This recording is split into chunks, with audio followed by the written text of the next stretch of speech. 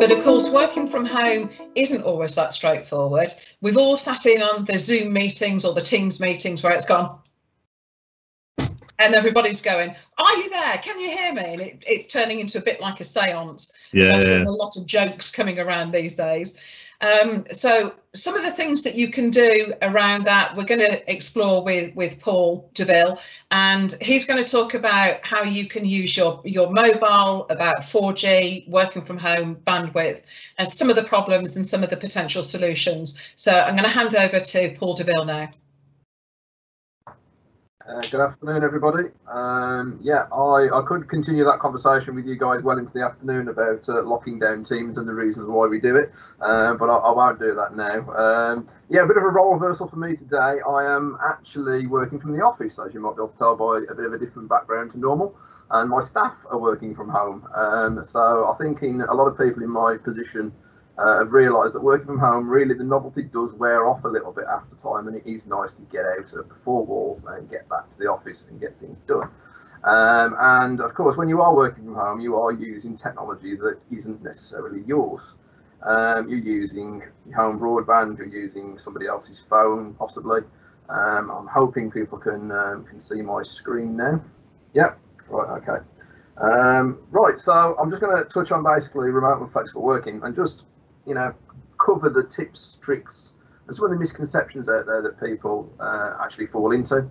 The main sort of pitfall that most people come to is anyone can work anywhere, and I'm sure we'd all like to work in a location like that. I'd love to work around a nice waterfall in the middle of nowhere and get all my work done, but there's working and working well, and that is the biggest difference that most people struggle with. So working from home is something we've all had to put up with over the last 9 months or so, and that has changed more so as time's gone on and people realise that actually getting back to the office isn't going to be quite as simple as they originally thought. And a lot of businesses now are looking at reinvesting into how people work from home, and people are naturally working with laptops more. We've seen a massive decrease in the number of people buying PCs and Macs for office space now, and actually going to a mobile solution such as a tablet with a keyboard or a laptop of various different sizes that help people work.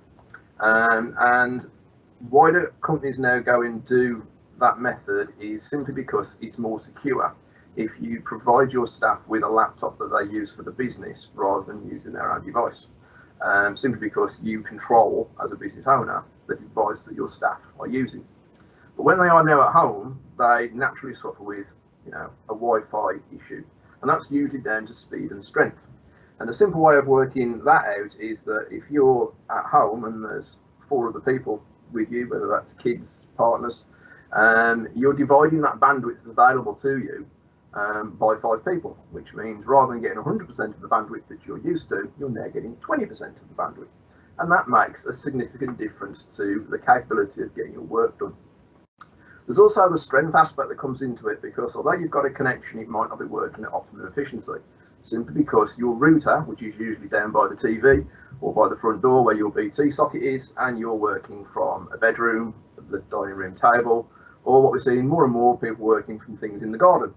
And they're realising the further and further away from the router they get, the weaker the signal goes. And that means then that they do freeze on a Zoom call, and the telephone that they're using has got terrible call quality. And they have to start wandering around the house to try and find a good, strong signal so they can continue working again. The other thing we see a lot of at the moment is saving work to the desktop. Obviously, if you're outside the office, sometimes it's not possible to access your centralised store of data. Usually, a lot of companies have servers on site or NAS units, and if you're outside the office, unless you're using a VPN, you can't get to that data. So you have a copy of it, you put on your desktop, you work on it, you save it, and then it inevitably gets lost, deleted, changed. And that's usually because either you've made a mistake on a trackpad which you're not used to using, and it's really easy to cut and paste and move things around, or perhaps something happens to your laptop. The amount of times we've seen coffee and cans of pop spilt on laptops during lockdown is quite a lot. And if your laptop is now ruined, potentially your data is ruined as well. So the next step to that is why don't people use their own laptop? Well, the simple thing is the philosophy of bring your own device has a lot of pitfalls. And that's simply because as a business owner, you don't control that laptop. There could be literally anything on that laptop. and you're allowing your staff to control your company data on a device that might have no antivirus, might have already been hacked and got loads of dodgy software on it that's harvesting information, and that information then is being potentially made insecure. Somebody else could already have access to it. It might be copied to a different location, and the intellectual property aspects then come into a GDPR compliant portion of things that you can't control.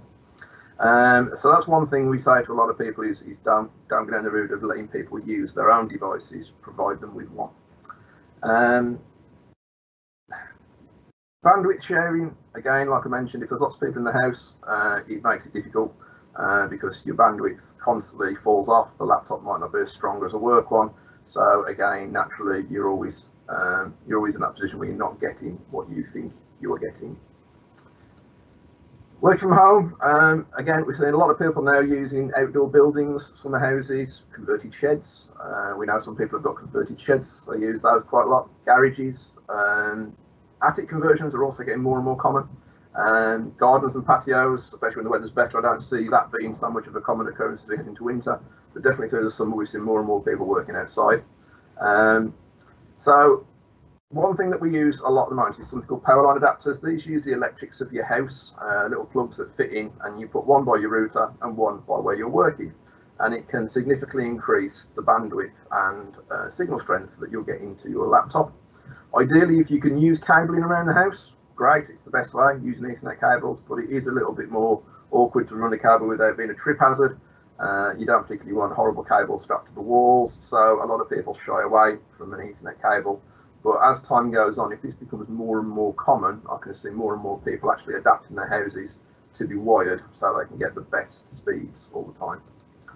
Ultimately, Wi-Fi hotspots, extenders and boosters are the best way of getting a signal strength where you want to work compared to where your bandwidth and where your router is actually situated. So mobile working is something we've all come across. A lot of people like it, a lot of people don't, but a lot of people are finding it more and more. And working from a remote location is, seen as the way forward at the moment. That you don't have to be at home; you can be at a holiday home, a caravan, or just generally out and about.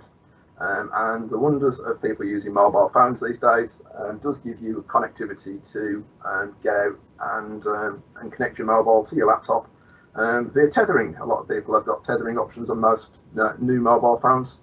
But once you start using your data allowance on your phone, it's very, very easy to use that allowance up. And we had a significant problem recently with a client who worked for a company, went to a caravan for a week, took his family with him, and thought, I'll work from the caravan for the next 5 or 6 days, and connected his phone to his laptop and happily worked away. The problem is with the kids watching Netflix and various other things, they're using that data as well. So his allowance for his mobile phone tariff got used up, and then he entered into the roaming charges aspect. So just to give you a bit of a rundown on that, Netflix roughly uses about 1 gig per hour for every TV show or thing you do in terms of a stream. So that's 1,000 megabytes. O2, for argument's sake, I know this because I'm on O2, charged 17 pence per megabyte, which meant that 1,000 megabytes is actually going to cost you £170, which makes that TV episode a very costly exercise.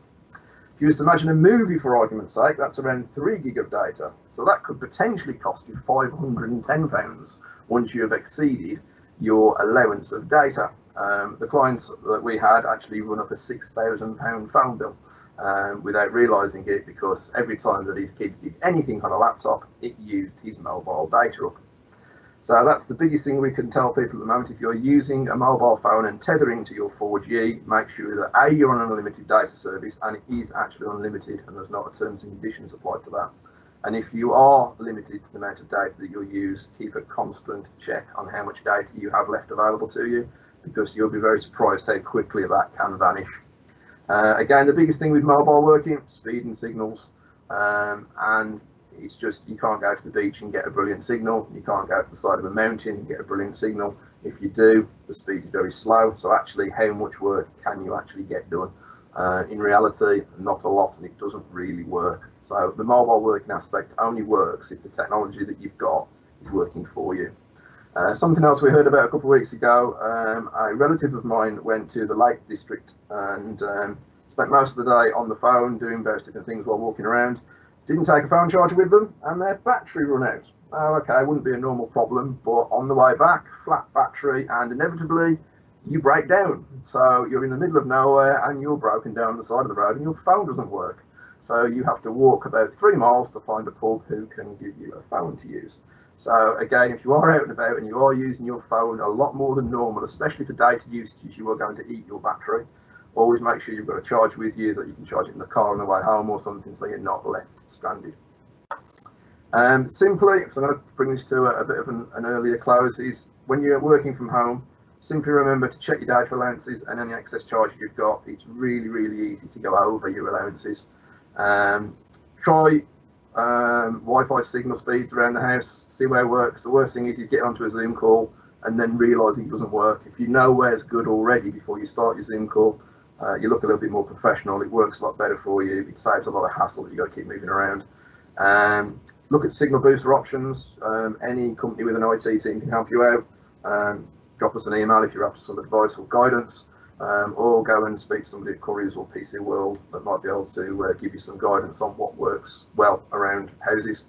And ultimately, if you're using any devices in the house or using any data that you're connected with your business, be vigilant on what you do and make sure that you're not compromising any business data. That's just over 10 minutes, Tracy. I'll pass back to you. Thank you very much for that, Paul. Some really, really good advice there. It is quite difficult for people working from home at the moment. So, you know, anything that will help them to increase their bandwidth, make sure that they stay secure in that mobile environment and not get massive mobile bills is well worth the knowledge and understanding. So thank you very much for that.